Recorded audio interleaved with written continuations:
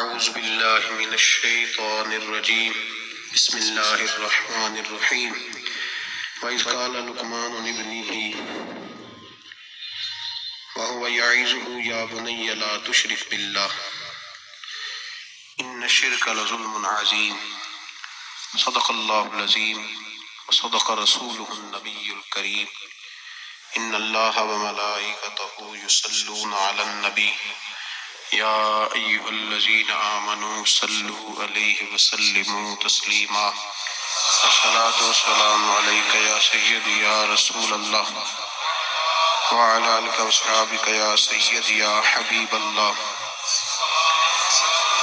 الصلاة والسلام عليك يا سيدي يا نبي الله وعلى آلك وأصحابك يا سيدي يا نور الله اللهم صل على سيدنا ومولانا محمد معدن الجود والکرم وآلہ وصحبہ وبارک وسلم۔ تمام تعریفیں اللہ جل مجدہ الکریم کے لیے، ہر قسم کے درود و سلام نبی رحمت سید عالم صلی اللہ علیہ وسلم کی ذات والا صفات کے لیے۔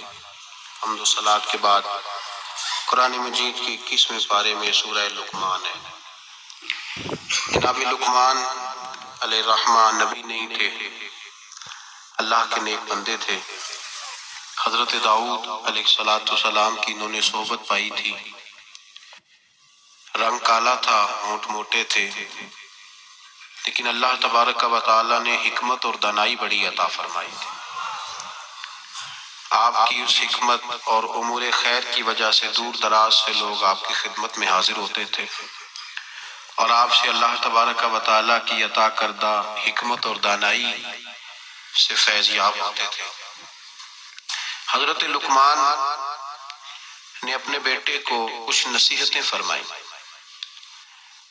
اپنے بچے کو انہوں نے کچھ چیزوں کے بارے میں تربیت دی۔ اللہ تبارک و تعالیٰ کو ان کی وہ باتیں اور وہ انداز اتنا پسند آیا کہ رب نے اس کو قرآن مجید میں بیان فرما دیا۔ اور اللہ تبارک و تعالیٰ کا اس چیز کو قرآن مجید میں بیان کرنا اس بات کی دلیل ہے کہ اللہ تبارک و تعالیٰ کی یہ رضا ہے کہ مسلمان اپنے بچوں کی تربیت اسی انداز میں کریں، اسی انداز میں اپنے بچوں کی تربیت کریں۔ یہ عنوان اور یہ باتیں ماں اور باپ کو سیکھنی چاہیے، بلکہ ہمارے بعض بزرگ تو فرماتے ہیں کہ جس بیٹے اور بیٹی کا نکاح کرنے کا ارادہ ہو، اس کو جہاں اور ان کی ضرورت کے مسائل سکھائے جائیں وہاں انہیں سورہ لقمان کی ان آیات کی ضرور ان تک پیغام پہنچایا جائے، تاکہ انہیں پتہ ہو کہ کس نہج پر، کس بنیاد پر اور کس طریقے سے ہم نے اپنے بچوں کو اللہ تبارک و تعالیٰ کی رضا کے مطابق ڈھالنا۔ انسان سب سے زیادہ مخلص اپنی اولاد کے ساتھ ہوتا ہے۔ اس پر علماء نے کلام کیا ہے کہ بچے بھی اپنے ماں باپ کے ساتھ اتنے مخلص ہوتے ہیں کہ نہیں۔ اس میں تو شک ہے کہ ہو سکتا ہے بچے اپنے ماں باپ کے ساتھ اتنے مخلص نہ ہوں، لیکن یہ طے شدہ بات ہے کہ ماں باپ اپنی اولاد کے ساتھ وہ مخلص ہوتے ہیں، ان کا خلوص مکمل ہوتا ہے اپنے بچوں کے ساتھ۔ تو حضرت لقمان جب اپنے بچے کو نصیحت کر رہے تھے تو وہ ان باتوں کی طرف دلا رہے تھے جو وہ سمجھتے تھے کہ بڑی ہی ضروری ہے، جن کی وجہ سے ان کا بچہ بڑی خیر پا جائے گا، مکمل کامیابی دنیا اور آخرت کی حاصل کر جائے گا۔ ہم اپنی اولاد سے مخلص ہوتے ہیں، ہمارا اپنی اولاد کے معاملے میں رویہ بڑا خوبصورت اور ہمارا دل اپنے بچوں کے بارے میں بڑا صاف ہوتا ہے۔ ہم چاہتے ہیں کہ ہماری اولاد شجر سایہ دار بنے، دنیا میں وقار حاصل کرے، روزی بھی اللہ تبارک و تعالی شان والی عطا فرمائے، اللہ انہیں ہر لحاظ سے نواز دے۔ تو قرآن مجید ہمیں تربیت دیتا ہے، قرآن مجید ہمارے ذہنوں کی ذہن سازی فرماتا ہے کہ پھر تم اس طرح اپنے بچوں کو ڈھالو، اس انداز میں اپنی اولادوں کی تربیت کرو۔ سورہ لقمان کی جو آیہ کریمہ میں نے سب سے پہلے تلاوت کی وہ 13 نمبر آیت ہے۔ اللہ تبارک و تعالیٰ نے ارشاد فرمایا وَإِذْ قَالَ لُقْمَانُ لِابْنِهِ، جب حضرت لقمان نے اپنے بیٹے سے کہا، وَهُوَ يَعِظُهُ، اور وہ اپنے بیٹے کو نصیحت کر رہے تھے۔ سب سے پہلے انداز کیا اختیار فرمایا، یا بنیا، اے میرے بیٹے۔ لفظوں میں حسن دیکھیے، اے میرے ہمیں جب اپنی اولاد سے ناراضگی ہوتی ہے تو ہم ایک خطبہ پڑھتے ہیں، اس خطبے میں اپنی نیکیاں اور اولاد کی نالائکیاں گنواتے ہیں، سمجھانے کا انداز اختیار نہیں کرتے جاہو جلال میں۔ اور بعض اوقات معاذ اللہ تعالیٰ کچھ ایسے بھی لوگ ہوتے ہیں جو گالی بھی دیتے ہیں، سخت سست بھی کہتے ہیں، لفظوں کی حرمت کا پاس نہیں کرتے، اور وہ خطبہ وہ آدھے گھنٹے کا ہو، 25 منٹ کا ہو، وہ دے کے ہم نکل جاتے ہیں، ہمیں بڑا ستایا ہے تم نے۔ لیکن ہم کسی موقع پر بھی اس پھول کو جڑی بوٹی سے علیحدہ کرنے کی کوشش نہیں کرتے۔ ہم جو انداز ہونا چاہیے وہ انداز ہم اختیار، کب ایسا ہوا ہے کہ ہم نے بچے کو بلایا ہو، اس کو اپنی شفقت کی چادر کے نیچے بٹھایا ہو، پھر اس کو ہم نے نصیحت کی ہو؟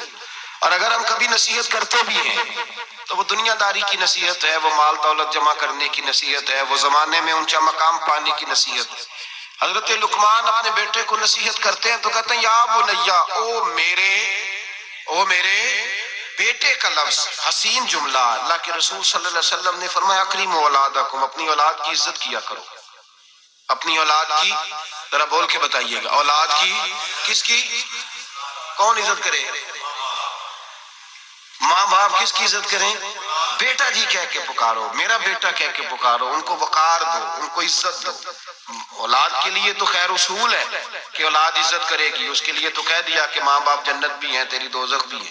لیکن ماں باپ کو بھی حکم ہے کہ بچوں کے لیے اعزاز کے جملے استعمال کریں۔ ہمہ وقت کا ڈانٹنا، ہمہ وقت کی تلخی یہ مناسب نہیں ہے۔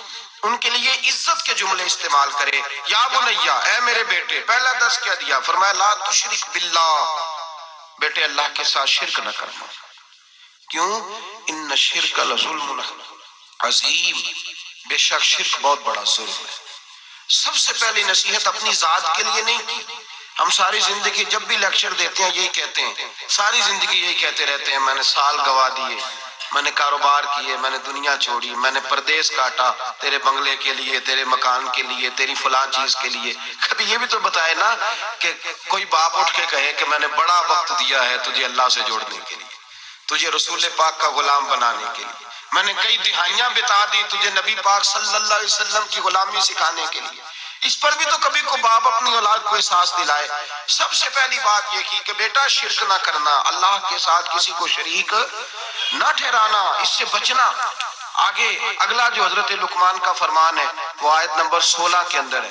یہاں شرک کی بات کی، میں تھوڑی تھوڑی اس کی تفصیل عرض کروں گا اپنی بساط کے مطابق، لیکن پہلے آیات سماعت کر لیجئے، ان کا سادہ ترجمہ سمجھ لیجئے تاکہ آپ کے حاشیہ خیال میں عنوان آ جائے۔ سب سے پہلے کہا شرک نہیں کرنا، پھر اس کے بعد کہا سورہ لقمان کی آیت نمبر 16 میں ارشاد فرمایا یا بنیا، اے میرے بیٹے، انہا ان تکو مثقال حبۃ من خردل، اے بیٹے اگر تو اتنی برائی بھی کرے جتنا کہ ایک رائی کا دانہ ہوتا ہے، رائی کا جو دانہ ہوتا ہے وہ چھاؤں میں رکھیں تو نظر نہیں آتا، وہ سورج کی روشنی میں نظر آئے گا، اگر چھاؤں میں دیکھنا ہوگا تو آپ کو لائٹیں جلانی پڑے گی۔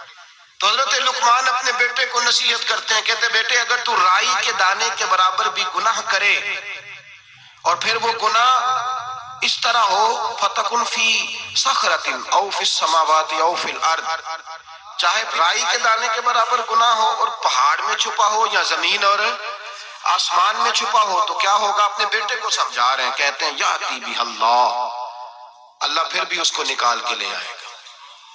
تیرے تو یہ نہ کہنا کہ میں کوئی پاپی ہوں، میں نے کوئی بینک لوٹے ہوئے ہیں، میں نے کوئی قتل کیے ہوئے ہیں۔ فرمایا رائی کے دانے کے برابر بھی، اپنے بیٹے کو کہہ رہے ہیں رائی کے دانے کے برابر بھی اگر تو نے گناہ کیا تو اللہ اسے بھی لائے گا، اور رائی کے دانے کے برابر ہو پھر چٹان میں چھپا ہو یا زمین و آسمان میں چھپا ہو، اللہ پھر بھی اسے نکال کے لے آئے گا، اس لیے کہ ان اللہ لطیف خبیر، بے شک اللہ باریک باتوں کا جاننے والا ہے۔ فَمَن يَعْمَلْ مِثْقَالَ ذَرَّةٍ خَيْرًا يَرَهُ وَمَن يَعْمَلْ مِثْقَالَ ذَرَّةٍ شَرًّا يَرَهُ، اگر تو ذرے کے برابر نیکی کرے گا تو اللہ تجھے اس کا اجر عطا فرمائے گا، اور اگر تو ذرے کے برابر گناہ کرے گا تو اللہ قیامت میں وہ بھی تیری آنکھوں کے سامنے لائے گا، اس کا بھی حساب ہوگا۔ تو فرمایا بیٹے اللہ باریک باتوں کا جاننے والا۔ یا بنیا، اے میرے بیٹے، اقم الصلاۃ، نماز قائم کر۔ بیٹے نماز بس کافی ہو گیا؟ کہا نہیں، اب اور آگے بڑھ، وَأْمُرْ بِالْمَعْرُوفِ، لوگوں کو بھی نیکی کا حکم دے، وَانْہَ عَنِ الْمُنْکَرِ، اور لوگوں کو بری باتوں سے منع کر، اور جب تو یہ کام کرے گا پھر لوگ تجھے ستائیں گے۔ ہو ہی نہیں سکتا کوئی حق بات کرے اور لوگ اس پہ تان و تشنیع نہ کریں، یہ ہو ہی نہیں سکتا، یہ ممکن ہی نہیں۔ فرمایا جب تو نیکی کا حکم دے گا اور برائی سے روکے گا تو پھر کیا ہوگا؟ تیرے اوپر مصیبت آئے گی۔ اب تو نے کیا کرنا ہے؟ بس تو نے اس آنے والی مصیبت پر صبر کرنا ہے۔ بے شک یہ بڑی ہمت کے کام ہے، یہ بڑی اتنائی کا کام ہے، دلیری کا کام ہے، اتنا آسان ہے ہی نہیں، بڑے حوصلے کا کام ہے۔ جسے زندگی ہو پیاری وہ یہیں سے لوٹ جائے، میرے قافلے میں شامل کوئی کم ظرف نہیں ہے، یہ ہمت کا کام ہے، آسان ہے ہی نہیں۔ آگے کیا ارشاد فرمایا، بڑی میرا دل کرتا ہے بڑی توجہ سے سنیں ان آیات، بڑی کہ آگے ترتیب کیا لگائی حضرت جناب سیدنا لقمان کیا کہتے ہیں؟ نماز پڑھ، دوسروں کو نیکی کا برائی سے منع کر، اور یہ جب تیرے اوپر ان کاموں کی وجہ سے مصیبت آئے تو اس پر اس لیے کہ یہ جو کام ہے نا عزم الامور، یہ بڑی ہمت کے کام ہے۔ بس کروں ابا جی؟ فرمایا نہیں اور بھی کچھ کر۔ کیا؟ آیت نمبر 18 فرمایا وَلَا تُصَعِّرْ خَدَّكَ لِلنَّاسِ، اپنا منہ ٹیڑھا کر کر کے لوگوں سے بات نہ کیا کر، رخسار موڑ موڑ کے لوگوں سے بات نہ کر، وَلَا تَمْشِ فِي الْأَرْضِ مَرَحًا، اور زمین پہ اکڑ اکڑ کے نہ چل، ان اللہ لا یحب کل مختال فخور، بے شک اللہ کو اکڑنے والا فخر کرنے والا پسند اللہ لا یحب، اللہ اس سے محبت ہی نہیں کرتا، اللہ رحمت ہی نہیں کرتا جو اکڑ اکڑ کے چلے۔ اس طرح نہ کر تو پھر کیا کروں؟ آیت نمبر 19 شروع ہو گئی، وَقْصِدْ فِي مَشْيِكَ، درمیانی چال چل، وَغْضُضْ مِنْ صَوْتِكَ، اپنی آواز پست رکھ، اپنی آواز جو اعلیٰ ظرف ہوتے ہیں ہمیشہ جھک کے سراہی سرنگوں ہو کر بھرا کرتی ہے پیمانے، اس طرح کر کے تو درمیانی چال چل اور اپنی آواز کو وَغْضُضْ مِنْ صَوْتِكَ، اپنی آواز کو پست رکھ، اس لیے کہ اِنَّ أَنْكَرَ الْأَصْوَاتِ لَصَوْتُ الْحَمِيرِ، اللہ کو جو آواز سب سے ناپسند ہے اور سب سے بری آواز ہے وہ گدھے کی آواز ہے۔ چلا چلا کے نہ چل، تو ضدی ہو گیا تو اب شور نہ کر، یہ تربیت ہے اپنی اولاد کے لیے۔ سب سے پہلے ارشاد فرمایا جا رہا ہے کہ تو نے شرک نہیں کرنا۔ شرک بھی دو قسم کا ہے، ایک تو شرک وہ ہے کسی نے اللہ کی ذات میں شریک بنا لیا کہ یہ بھی ساتھ شریک ہے، اور ایک شرک اصغر ہے، ریاکاری، دکھلاوا، نماز اللہ کی پڑھنی دکھانا بندوں کو،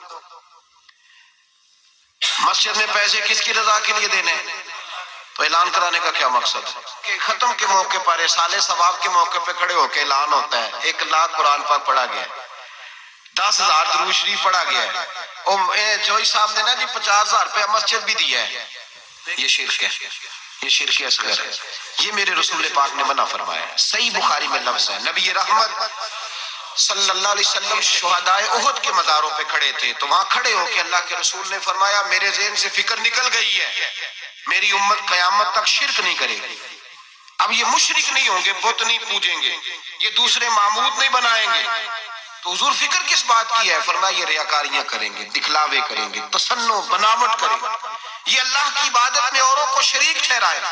میرے دوستو یاد رکھو، سب سے پہلا حکم حضرت لقمان اپنے بچے کو دے رہے ہیں اور بتا یہ رہے ہیں کہ بیٹے اللہ والا بن جا، بیٹے اللہ سے جڑ جا، شرک نہ کرنا، شرک بہت بڑا ظلم ہے۔ میرے بھائی سب نے مفسرین نے اپنی اپنی بات لکھی، میرے استاد گرامی یہاں فرمایا کرتے تھے بھائی اگر تو دنیا میں اپنے بیٹے کو دھوپ میں بیٹھا دیکھے تو تیرا دل پھٹ جاتا ہے، یہ دھوپ میں کیوں بیٹھا ہے؟ اس کو شرک سے بچا، شرک اکبر سے بھی بچا، اصغر سے بھی بچا، خفی اور جلی دونوں قسم کے شرک سے بچا۔ دنیا میں تیرا بیٹا دھوپ میں ہو تجھ سے برداشت نہیں ہوتا، بتا اگر تیرا بیٹا جہنم میں گیا تو تجھے کیسے برداشت ہوگا؟ آگ میں جلتا ہوا تجھے، اسے اللہ سے جوڑ دے، اسے رسول اللہ صلی اللہ علیہ وسلم کا غلام بنا دے۔ میرے نبی کریم سید عالم صلی اللہ علیہ وسلم نے فرمایا جب تیرا بیٹا 7 سال کا ہو جائے تو اسے مسجد لے کے جا، 3 سال تک لے کے جا مسجد، 10 سال کا نماز نہ پڑھے تو سزا دے، 3 سال تک خود اپنے ہاتھوں سے ٹریننگ دے، اسے مسجد لے جا، آداب مسجد بتا، اسے نماز سکھا، تو خود لے کر کے جا، بھیجنے کا نہیں کہا۔ فرمایا جب بچہ 7 سال کا ہو جائے تو اسے مسجد، بڑی محنت کرتے ہیں ہم بیٹے کو بنگلہ دینے کے لیے، بینک بیلنس دینے کے لیے، دن رات ایک کر دیتے ہیں، خدا را سے نمازی بنانے کی بھی محنت کرو۔ حضرت بابا فرید الدین گنج شکر رحمت اللہ تعالیٰ علیہ کی اماں کہتی ہیں جب میرا بیٹا پیدا ہونے والا تھا تو میں رب کی بارگاہ میں دعا کرتی تھی اللہ اگر تو مجھے بیٹا دے تو اس طرح کا دینا بیٹا میرا ہو پر بندہ تیرا ہو۔ اے اللہ اگر بیٹا دینا تو اس طرح کا دینا میرے اللہ، اس طرح کی مجھے اولاد دینا کہ دودھ وہ میری چھاتی سے پیے پر شکر تیرا ادا کرے۔ اے اللہ اگر بیٹا دینا تو اس طرح کا دینا کہ قوت روٹی روزی وہ زمین پہ کھائے لیکن اسی زمین پر وہ تیرے دین کا سپاہی بھی بنے، وہ مجاہد فی سبیل اللہ بھی بنے۔ حضرت بابا صاحب کہتے ہیں مجھے شکر پسند تھی، اماں بڑے جتن کرتی ہے بیٹے کے لیے، بڑا کچھ کرتی ہے، اور بیٹے روٹی ٹائم پہ کھانا فلاں کام، کہتے ہیں مجھے شکر پسند تھی۔ میری اماں سردیوں کے ٹھنڈے موسم میں اٹھ کے میرے لیے پانی بھی گرم کرتی، مصلی بھی بچھاتی، اور پھر ایک پڑیا شکر کی بنا کے میرے مصلی کے نیچے بھی رکھتی، کہتی بیٹا نماز پڑھے تو اللہ شکر دیتا ہے۔ آپ فرماتے ہیں میں روز نماز کی 5 نمازوں کے وقت مصلی اٹھاتا تو پڑیا شکر کی ملتی۔ سکول اور مدرسے کے میں اپنے کلاس فیلوں کو بھی کہتا نماز پڑھو بڑی پیاری شکر ملتی ہے، کہتے ہیں میں روز شکر کھاتا۔ ایک سویرے فجر کی نماز میں اماں نے وضو تو کرایا، مصلی بھی بچھایا، پر دیہات کی وہ سادی بی بی جس کا سارا کام بھی خلوص پہ مبنی تھا، جو آکسفورڈ سے پڑھی ہوئی تو نہیں تھی لیکن آداب ممتا اسے سارے آتے تھے، جو کسی یونیورسٹی کی سند یافتہ تو نہیں تھی لیکن بیٹے کے ساتھ کس طرح کا رویہ اختیار کرنا یہ سارا اسے پتا تھا۔ کہتے ہیں سادی اماں نے سارے کام کیے لیکن شکر رکھنا بھول گئی۔ بابا صاحب کہتے ہیں میں نماز پڑھنے لگا تو ماں نے یہ بھی بتایا تھا کہ نمازی کے آگے سے نہیں گزرتے، نمازی کے آگے نہیں ہوتے۔ اب اماں کہتی ہے میں مجبور ہوں، درس بھی میں نے دیا ہے، بھول گئی ہوں، اب شکر رکھنے جاؤں گی تو پردہ کھل جائے گا۔ ایک کونے میں لگ کے ماں روئی، بیٹے کی شفا کے لیے نہیں، بیٹے کی نوکری کے لیے نہیں، بیٹے کے اچھے مستقبل کے لیے نہیں، ماں روئی، آنسو بہے تو کہتی کیا ہے، اے اللہ میں اسے اپنے آگے جھکانے کو جتن تھوڑی کرتی تھی، تیرا بنانے کے جتن کرتی تھی۔ اے اللہ مہربانی فرما میری پردے داری کر، اگر راز کھل گیا تو میرا فرید نماز نہ چھوڑ جائے۔ بابا صاحب کہتے ہیں اماں تڑپتی رہی اور میں نے نماز پڑھ کے مصلی اٹھایا، پہلے پڑیا ہوتی تھی اب تو پورا دریا شکر کا بہ رہا ہے۔ فرماتے ہیں میں نے وہ اٹھائی شکر کھائی اور میں نے چیخ کے کہا اماں جلدی آ، آج بڑی لذیذ ہے، آج شکر کوئی انوکھی ہے، اور آج تو کمال شکر دی ہے میرے اللہ نے، ایک پڑیا کی جگہ پورا دریا بہ رہا ہے۔ بابا صاحب رحمت اللہ علیہ فرماتے ہیں میری اماں آئی اور میری اماں نے بازو کھولے تو ماں کی ممتا ہی بتاتی ہے کہ اللہ کی رحمت کس طرح کی ہوتی ہے۔ کہتے ہیں میں نے اماں کے سینے سے لگا تو اماں رو کے کہنے لگی بیٹے پہلے میں شکر دیتی تھی، آج شکر بنانے والے نے شکر عطا فرمائی ہے۔ ساری زندگی پیشانی سے سجدے کا نور نہیں گیا، ساری زندگی وہ لذت عبادت نہیں گئی، اس لیے کہ استاد نے ڈنڈے سے نمازی نہیں بنایا تھا، اس لیے کہ پیر صاحب نے یہ کہہ کہ نمازی نہیں بنایا تھا کہ نماز پڑھو گے تو روٹی میں برکت ہو جائے گی، اس لیے کہ علامہ صاحب کا وہ بات سن کے ہم نمازی نہیں بنے تھے کہ اس نماز میں بتایا جاتا ہے کہ بیماریاں ختم ہو جائیں گی نماز پڑھنے سے۔ اماں نے رب سے جوڑنے کے لیے نمازی بنایا تھا۔ ساری زندگی بابا صاحب کہتے رہے اٹھ فریدا ستیا چاڑو دے مسیح، چل ہن اٹھ فریدا ستیا چاڑو دے مسیح، او تو ستا ہے رب جاگدا تیری ڈاڈے نال پرید۔ ساری زندگی نماز کی ٹریننگ دینا، اپنے بچوں کو اپنے رب سے جوڑنا، اپنے بچوں کو اللہ کے ساتھ ان کا تعلق بنانا، ان کو رب والا بنانا، انہیں رسول پاک کا غلام بنانا، یہ ڈیوٹی ہے ماں باپ کی۔ ماں باپ اپنے بچوں کے سینوں میں اللہ کی محبت داخل فرمائے۔ میرے نبی کریم سید عالم صلی اللہ علیہ وسلم نے ہمیں جن چیزوں کے بارے میں تلقین کی ان میں سے ایک یہ ہے کہ اپنے بچے کو نمازی بناؤ، انہیں مسجد لے کر کے جاؤ، انہیں پیغام اللہ کے دین کا پیغام خود سکھاؤ۔ شرک کے بعد جو ارشاد فرمایا وہ یہ ہے کہ چھوٹا سا گناہ، یا بنیا ان تکو مثقال حبۃ من خردل فتکن فی صخرۃ او فی السماوات او فی الارض، بیٹے چھوٹا سا رائی کے دانے کے برابر بھی گناہ اگر تو کرے گا، اور وہ گناہ چاہے پہاڑ کے پیچھے ہو چاہے زمین و آسمان میں چھپا ہو، اللہ اسے بھی چھوٹے چھوٹے گناہ سے۔ مثالیں بہت ساری ہیں لیکن سادی سی بات ہے نا، میرے نبی کریم سید عالم صلی اللہ تعالی علیہ وآلہ وسلم نے فرمایا ہے کہ مومن بزدل ہو سکتا ہے، مومن کاہل ہو سکتا ہے، کنجوس ہو سکتا ہے، لیکن مومن کبھی جھوٹا نہیں ہوتا۔ نبی پاک صلی اللہ علیہ وسلم فرماتے ہیں جب تو جھوٹ بولتا ہے تو اتنی بدبو نکلتی ہے کہ تیرے کرامن کاتبین چھوڑ کے پیچھے کھڑے ہو جاتے ہیں، اتنی بدبو نکلتی ہے تیرے وجود سے۔ تربیت ہی ہے نا۔ محبوب سبحانی، غوث سمدانی، شیخ عبد القادر جیلانی، اماں کیا کہتی ہے؟ اماں کہتی ہے عبد القادر میں تجھے بغداد پڑھنے بھیج رہی ہوں لیکن ماں کی یونیورسٹی کا پہلا سبق بھی یاد کر لے بیٹا، دیکھنا تیری زبان سے کہیں جھوٹ نہ نکل جائے. تو حسن کا پوتا اور حسین کا نواسا بنتا ہے.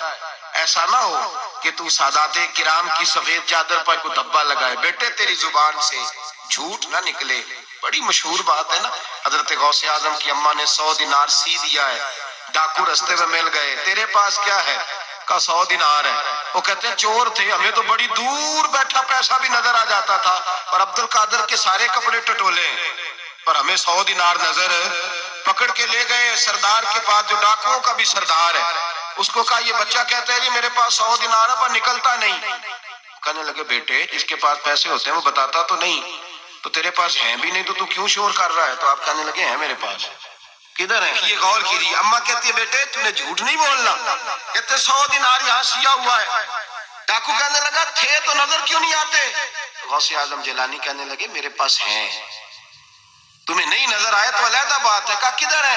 تو یوں کھول کے دکھایا اپنا کرتا بٹن کھول کر, یہ سیے ہوئے ہیں. ڈاکوؤں کے سردار نے دیکھا تو پیسے تو اپنی جگہ تھے. بیٹے کا چہرہ دیکھنے لگا, کہنے لگا چھوٹے سے بیٹے لوگوں کے پاس ہوتے بھی ہیں تو ڈاکہ پڑ جائے لوگ چھپانے کی کوشش کرتے ہیں, تو نے ظاہر کیوں کیے؟ تو حضرت غوث اعظم کی سچی زبان, چہرے پہ اطمینان کی روشنی, اور اماں کی یونیورسٹی سے لی ہوئی ڈگری اور باپ کے ادارے سے لی ہوئی سند, حضرت غوث اعظم جیلانی اس ڈگری کا اپنا علم آگے تقسیم کرنے لگے. کہنے لگے سارا کچھ ہو سکتا ہے, عبد القادر کی منہ سے جھوٹ نہیں نکل سکتا, اس لیے کہ میں ماں سے وعدہ کر کے آیا ہوں کہ زندگی میں ہمیشہ سچ بولوں گا, جھوٹ نہیں نکلے گا. اور لفظوں کی صداقت تھی. 11-12 سال کی عمر, معصومیت کے جملے ایسے نکلے کہ ڈاکوؤں کا سردار کانپنے لگا, راشا تاری ہو گیا, پلٹ کے اس کے آنسو نکلے. حضرت غوث اعظم چلے تو پیچھے پیچھے چل دیا. کہا تو میرے پیچھے کیوں آ رہا ہے؟ کہنے لگے جس مسجد تم جاؤ گے میں بھی اسی مسجد میں نماز پڑھوں گا. اپنے ورکروں سے کہنے لگا تم نے ڈال لیا ڈاکے تو ڈالو, مجھے تو اس کے سچ نے دھو ڈالا ہے. وہ کہنے لگے اگر ہم نے برے کام تیرے پیچھے لگ کے کیے ہیں تو نیکیاں بھی اکٹھی کریں گے. میرے بھائی ٹریننگ تربیت بچے کو گھر کی ماں کی گود اگر سچ بولنا سکھائے, اور اگر اماں ہی کہے جا دیکھ کے آ تیری چچی تیرے بارے میں کیا کہہ رہی ہے, یا سن کے آ وہ فلاں آدمی کیا کہتا ذرا جاسوسی کا, اور اگر باپ ہی اسے کہے کہ جا بار والے سے جا کے کہہ دے کہ ابا جی گھر میں نہیں ہے, تو کیسے اس کے اندر صداقت پیدا ہوگی؟ وہ کس طرح دیانتدار بنے گا؟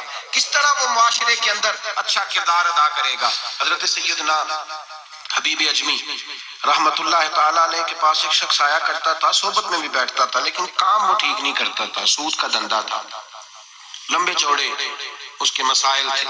حالانکہ ایک ہی بیٹی تھی, وہ بھی دونوں ٹانگوں سے معذور تھی, دونوں ٹانگوں سے معذور, بڑے حکیم طبیب دکھائے لیکن بچی کو شفا نہیں ہوتی. شخص بھی اپنے مزاج کے لحاظ سے اچھا نہیں تھا. کہتے سویرے سویرے آیا تو کہنے لگا حضور مجھے توبہ کرا دیں, آج کے بعد نہ جھوٹ بولوں گا, نہ حرام کھاؤں گا, نہ شراب پیوں گا. تو کہتے ہیں جتنے لوگ بیٹھے تھے کان کھڑے ہو گئے. کہا تجھے کیا ہوا؟ کہنے لگا 11-12 سال کا نوجوان آیا مجھے توبہ کرا گیا. چڑھتی جوانی, 11-12 سال 14-15 سال کا بچہ مجھے توبہ کرا گیا. تو کہتے ہیں ہم محو حیرت ہوئے کہ اتنا سا بچہ. تو کہتے ہیں کسی نیک باپ کا بیٹا تھا, کسی پرہیزگار ماں کا بیٹا تھا, گھر میں تربیت ہوئی. اتنے بچے تو خانقاہ بھی نہیں جاتے, اتنے سے بچے تھوڑی کسی ادارے کے فارغ و تحصیل ہوتے ہیں, کس مدرسے سے پڑھے ہوتے ہیں. کہتے چھوٹی سی عمر. تو کہا جناب آپ کو کیسے ملا؟ تو وہ شخص کہنے لگا حضور کل میں گیا بازار, میں نے بغداد کے چوک سے 10 کلو مچھلی بھی خرید لی, اور کچھ اور ضرورت کی چیزیں بھی, مہمان آنے تھے, وہ سارا کچھ خرید کے میں جب نکلا تو سامان زیادہ ہو گیا. چوک میں مزدور بیٹھے ہوتے تھے, میں نے کہا بھئی میرے ساتھ فلاں محلے تک سامان پہنچانا ہے.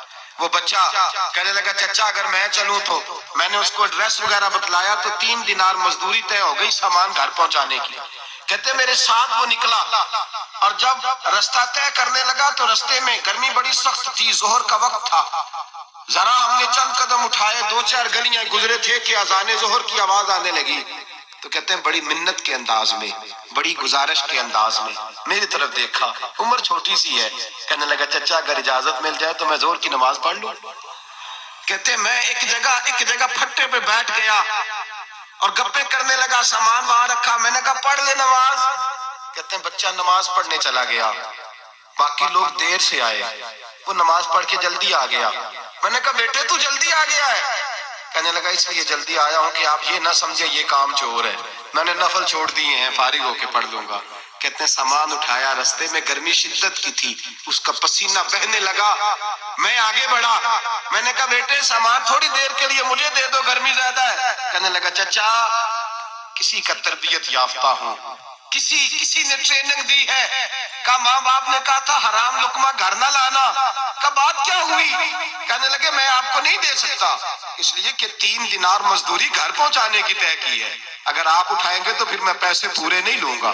دامان نے توکل کی، یہ خوبی ہے کہ اس پر پیبند لگے ہوتے پر دھبے نہیں ہوتے، میں پھر مزدوری پوری نہیں لوں گا، پیسے کم لوں گا۔ کہتے ہیں میں محو حیرت ہو گیا، اس جوان کی بات نے میرے سارے وجود تھر تھر کما ڈالا کہ اس دور میں اس قسم کے لوگ۔ کہتے ہیں گھر لے گیا اس کو، میں سامان رکھا، میں نے کہا تم یہاں ٹھہرو میں 3 دینار مزدوری لاتا ہوں۔ کہتے ہیں پیسے لینے گیا تو بیوی کو بتایا، بڑا نیک ہے، بڑا پرہیزگار جوان ہے، کہنے لگی روٹی پکی ہوئی ہے، اسے کہو دوپہر کا کھانا کھا لے۔ کہتے ہیں میں باہر گیا، 3 دینار تھمائے، میں نے کہا بیٹے ایک بات مانو گے؟ تو کہتے ہیں 3 دینار دے کے کہنے لگا اب تو آپ مالک ہو گئے، میں نے نمک کھا لیا ہے، اب تو ہر بات مانوں گا، اصلہ نال جے نیکی کریے نسلہ تاک نہیں بھول دے، میں اب ہر بات مانوں گا۔ تو میں نے کہا دوپہر کا کھانا کھا لو۔ کہتے ہیں اس کی گردن جھک گئی اور بڑے دھیمے لہجے میں کہنے لگا میں نہیں کھا سکتا، میں نے روزہ رکھا ہوا ہے، روزہ رکھا ہوا ہے، نفلی روزہ رکھا ہوا ہے۔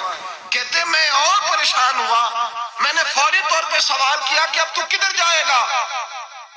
تو کہنے لگا اب میں کہیں نہیں جاؤں گا، میرے 1 دن کا خرچہ میرے ماں باپ نے جو ڈیوٹی لگائی ہے وہ 3 دینار ہے، پورا ہو گیا ہے، اب میں باقی جو وقت بچے گا یا قرآن پاک کی تلاوت کروں گا یا محمد عربی پہ درود و سلام پڑھوں گا۔ میں نے کہا افطاری کر لینا، کہنے لگا مجھے مسجد بتا دو، میں جا کے اللہ اللہ کرتا ہوں، مجھے شام کو لے آنا۔ افطاری ہمارے ساتھ اس کی طے ہو گئی، مسجد چلا گیا، مغرب بعد لینے گیا تو کہنے لگا عشاء کے بعد آنا، اب تو میں نے پانی سے افطار کر لیا، کھانا کھانے جاؤں گا تو جماعت رہ جائے گی۔ کہتے ہیں عشاء کے بعد میں لایا، اس کو کھانا کھلایا، رات گہری ہو گئی تو میں نے کہا تو سو نہیں جاتا؟ کہنے لگا کوئی عرض نہیں، کبھی دور مزدوری کرنے نکل جاؤں تو رہ بھی جاتا ہوں، گھر والوں کو پتا ہے۔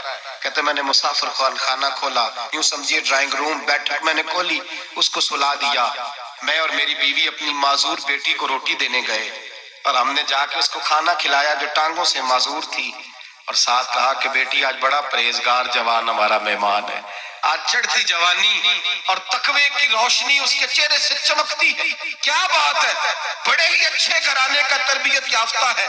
کہتے ہیں بچی کو کھانا کھلا کے لوٹے، اپنے کمرے میں سو گئے، بیٹی اپنے کمرے میں لیٹ گئی، ترس گئے تھے کہ بیٹی قدموں پہ چلے، تہجد کا وقت ہوا تو دروازے پہ دستک ہوئی، بڑی بے چینی کے ساتھ اٹھے میاں بیوی، کون ہے؟ بیٹی کی آواز آئی ابا جی دروازہ جلدی کھولیں۔ کہتے ہیں کلیجے پھٹنے لگے، ذہن بکھرنے لگے، سوچے ہیں کہ وہ 2-1 منٹ ہمارے اوپر پہاڑ بننے لگے، دروازہ کھولا تو وہ بیٹی جس کے لیے ترس گئے تھے کبھی چلے گی، وہ اپنی ٹانگوں پہ کھڑی ہے، کبھی دوڑ کے ادھر جاتی کبھی دوڑ کے ادھر آتی۔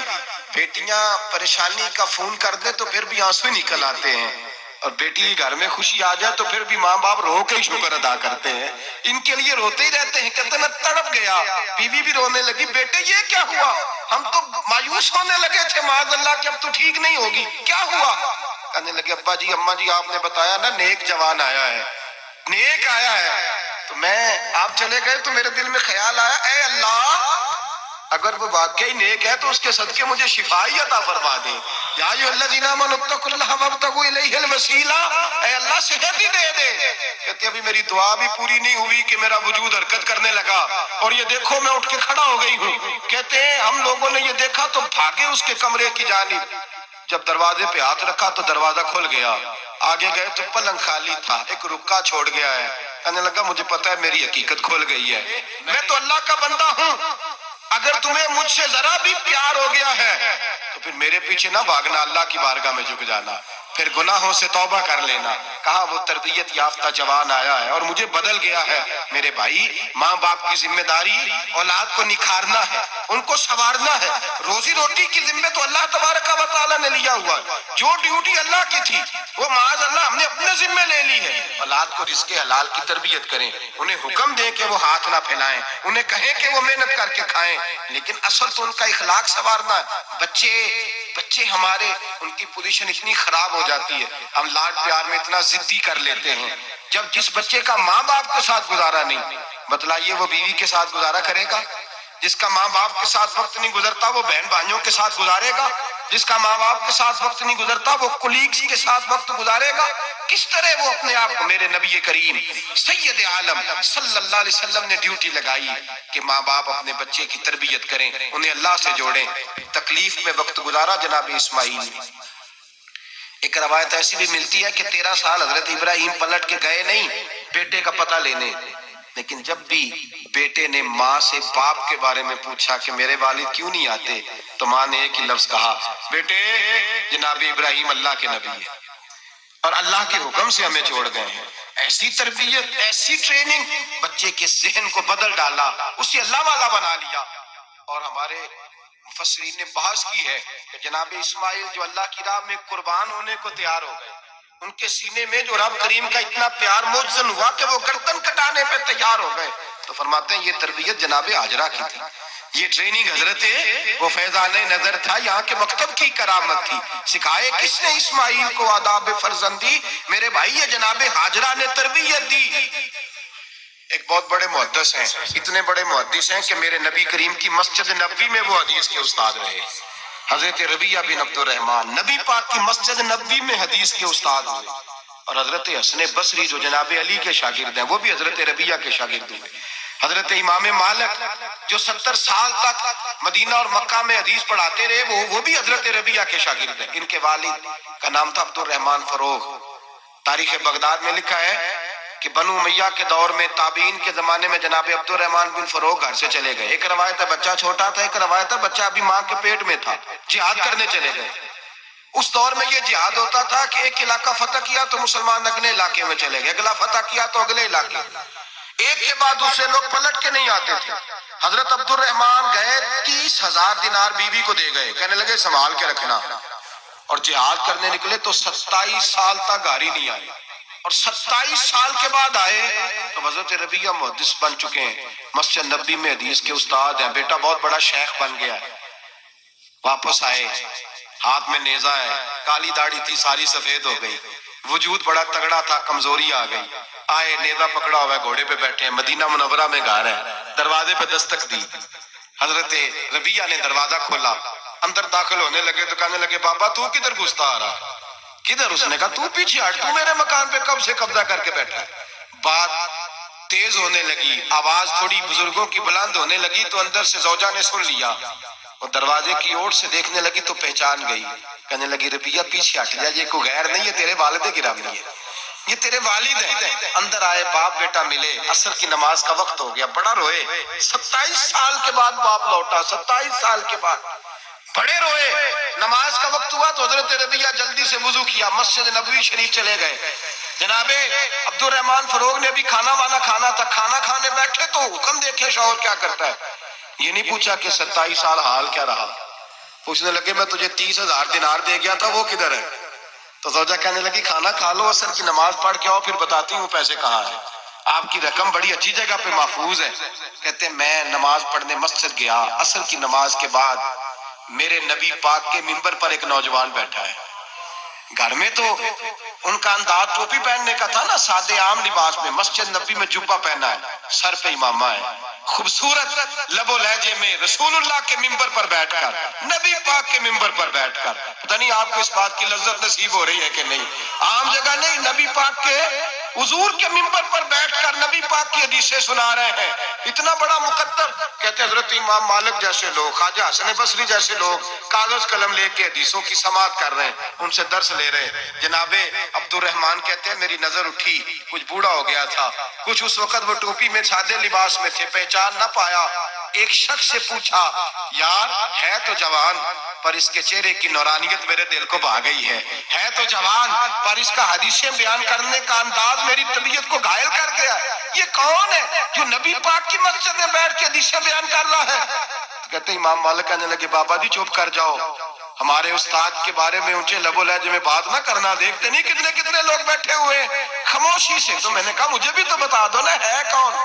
تو کہنے لگے کوئی عبد الرحمن فروغ نام کے بزرگ ہیں، یہ ان کے بیٹے ہیں، ربیعہ نام ہے، کہتے ہیں جب لفظ کہے تو میرے آنسو چھلک کے باہر آئے اور میں حضور کی مسجد میں گر گیا اور رونے لگا کہ یہاں اور میرے رسول پاک سید عالم صلی اللہ علیہ وسلم کے منبر پر اور میرا بیٹا. کہتے ہیں میں تڑپ کے گھر گیا اور گھر جا کے میں نے اپنی بیوی کو جب دیکھا تو میرے آنسو نکل گئے. میری بیوی سمجھ گئی کہ یہ میرے محدث بیٹے کو دیکھ آیا ہے. کہتے ہیں بیوی رو کے کہنے لگی میں نے آپ کے 30,000 دینار آپ کے بیٹے کو مصطفیٰ کریم کی حدیث کا استاد بنانے میں خرچ کر دیے. میں نے وہ 30,000 دینار خرچ کر دیے. 30,000 دینار آپ کا بیٹا میں نے. تو کہتے ہیں میں اپنی بیوی کی طرف دیکھنے لگا. میں نے کہا قربان جاؤں میں اگر اللہ کے دین کے رستے میں تھا تو نے میرے ساتھ نیکی کی ہے, میرا بیٹا بھی دین کے رستے پہ لگا دیا. میرے بھائی اللہ سے جوڑا, اللہ سے جوڑا. ان لوگوں نے اپنی اولادوں کو رب کریم والا بنایا, ان لوگوں نے اپنی اولادوں کو. اور پھر جب ارشاد فرمایا کہ چھوٹی چھوٹی برائی ایک لقمہ حرام سے بھی وہ لوگ بچے. اور پھر جو آیت نمبر 18 نے کہا کہ وَلَا تُصَغِّرْ خَدَّكَ لِلنَّاسِ, بیٹے منہ پھیر پھیر کے نہ جا, پھیر پھیر کے نہ جا. اگر آپ ناراض نہ ہوں تو ہم تربیت دیتے ہیں, کہتے ہیں اس بچے کے ساتھ نہ پھرا کر, یہ غریب ہے, اس کے ساتھ نہ پھرا کر. وَلَا تَمْشِ فِي الْأَرْضِ مَرَحًا, حضرت لقمان بیٹے سے کہتے ہیں منہ پھیر پھیر کے لوگوں سے بات نہ کر اور اکڑ اکڑ کے نہ چل. ان اللہ لا يحب كل مختال فخور, اللہ کو وہ پسند ہی نہیں جو اکڑ اکڑ کے چلے اور اترائے. ابھی بھی رواج ہے, کہتے ہیں دوستی لگانا تو اپنے برابر کے دوستوں سے, ایسے نہ ہو ہمارا سٹیٹس ہی نہیں. ابھی بھی وہ فرق جو تو سید بھی ہو, مرزا بھی ہو, افغان بھی ہو, تم سبھی کچھ ہو, بتاؤ کہ مسلمان بھی ہو. عاجزی کا درس دیا اپنی اولاد کو, عاجزی کا, ان کو ادب سکھایا, ان کو انکساری سکھائی, لوگوں کے اندر مل بیٹھنے کا درس دیا. جو آدمی انکساری والا ہوتا ہے, عاجزی والا ہوتا ہے, یوں سمجھو اسے شہد لگا ہوا ہے, دنیا خود اس کے پیچھے بھاگ بھاگ کے آتی ہے. جو سب کے ساتھ اس نے سلوک کرنے کا عادی ہوتا ہے لوگ اس کے گرویدہ ہو جاتے ہیں. لیکن جس آدمی کو آپ اکڑنا سکھا دیں, جس بچے کو آپ کہیں بس تو ہے اور کوئی بھی نہیں, اس کی اپنی زندگی بھی اس کے لیے پریشانی والی ہو جاتی ہے. میرے نبی رحمت سید عالم صلی اللہ تعالی علیہ وآلہ وسلم نے ارشاد فرمایا کسی باپ نے اپنے بیٹے کو جو سب سے اچھا تحفہ دیا ہے وہ یہ ہے کہ اس نے اپنے بچے کو اچھا ادب سکھا دیا ہے, اپنے بچے کو اچھا. حضرت لقمان کہتے ہیں بیٹے منہ پھیر پھیر کے باتیں نہ کرنا, زمین پہ اکڑ اکڑ کے نہ چلنا, اللہ کو اکڑنے والے لوگ پسند. ہارون رشید نے امام نسائی کی ڈیوٹی لگائی کہ میرے بیٹے کو حدیث پڑھائیں. گھر تو امام نسائی کہنے لگے یہ نبی پاک کا دین ہے, یہ میں اس کو رسوا نہیں کر سکتا, جس نے پڑھنا ہے میرے پاس آ کے پڑھے, اور جہاں سب بچے بیٹھتے ہیں وہیں پڑھے. ہارون رشید کہنے لگا حضور آپ کیا سمجھتے ہیں, میں نے بھی تو آپ کو آزمانے کے لیے یہ جملہ کہا تھا, یہ وہیں آ کے پڑھے گا جہاں سارے غریبوں کے بچے پڑھتے ہیں. اب تو روز استاد کٹہرے میں کھڑا ہوتا ہے, اسکول کے استاد کا تو مجھے نہیں پتا, پہلے مدرسے کا استاد تو روز بیچارہ ہاتھ باندھ کے چودھری صاحب نے کہا میرے منڈے نو مارے تو 8,000 کا مولوی ہے, اور میرا بیٹا تو 8,000 کے روز گول گپے کھا جاتا ہے. میرے بیٹے کو تو نے مارا ہے, تجھے اپنی حیثیت کا پتہ ہے؟ روز استاد کٹہرے میں کھڑا ہوتا ہے. بچے فری میں مفت میں حافظ جی مفت میں حفظ کراتے ہیں. خدا جانے محترم کتنی مشکل سے ادارہ چلاتا ہے, اور بچے کے ماں باپ آ کہتے ہیں بلاؤ مولوی صاحب کو, اس کی طاقت کیسے ہوئی میرے بچے کو مارا ہے. وہ مولوی وہ جو کل دانے لینے آیا تھا وہ آج میرے بچے کو مارے گا. یہ رویہ ہے ہمارا. ہارون رشید بادشاہ نے اپنے بیٹے کو امام نسائی کے پاس پڑھنے بٹھایا.